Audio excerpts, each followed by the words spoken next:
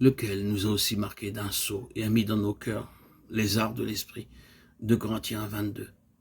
La quatrième œuvre intérieure du Saint-Esprit, c'est qu'il est le gage de notre héritage. Éphésiens 1,14. 2 Corinthiens 22. Le Seigneur Jésus-Christ nous a appelés à un grand héritage céleste. 1 Pierre 1,4. Il désire que vous et moi, nous soyons prêts pour notre part à l'héritage céleste. La preuve en est le gage du Saint-Esprit. L'esprit de révélation est la cinquième œuvre intérieure du Saint-Esprit. Éphésiens 1, 16 à 20.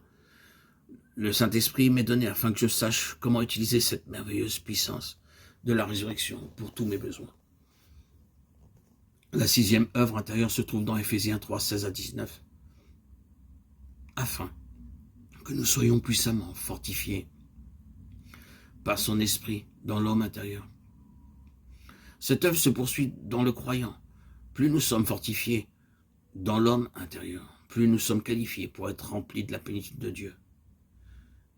Vérifiez-le chaque fois que vous vous sentez spirituellement vide et stérile ou sans ressources et faible.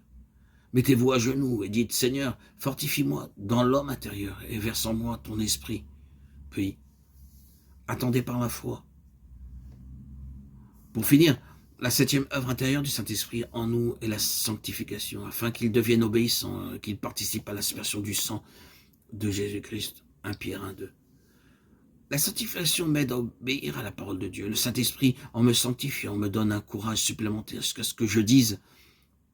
Peu m'importe ce que pensent les gens, j'obéirai à mon Seigneur. C'est là la vraie sanctification, parce que je sais que tout ce que j'ai n'est que pour lui.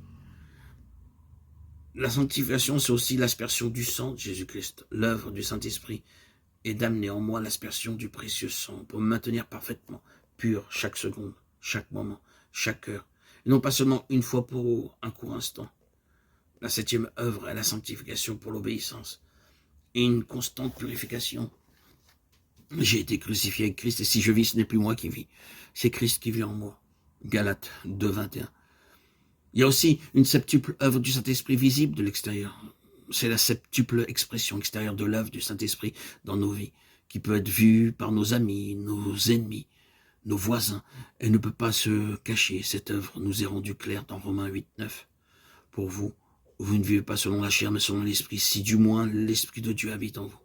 Si quelqu'un n'a pas l'Esprit de Christ, il ne lui appartient pas. La première œuvre est l'Esprit demeurant en nous.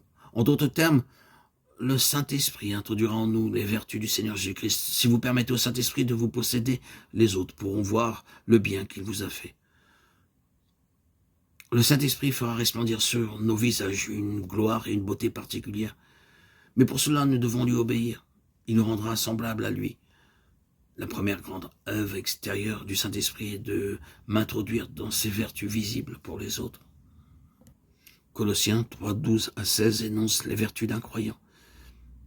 Ainsi donc, comme des élus de Dieu, saints et bien-aimés, revêtez-vous d'entrailles, de miséricorde, de bonté, d'humilité, de douceur, de patience.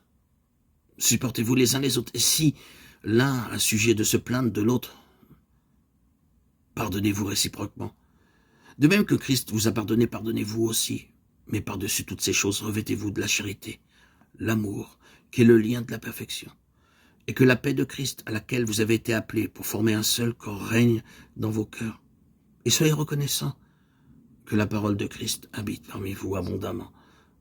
Instruisez-vous et exhortez-vous les uns les autres en toute sagesse, par des psaumes, par des hymnes, par des cantiques spirituels, chantant à Dieu dans vos cœurs, sous l'inspiration de la grâce.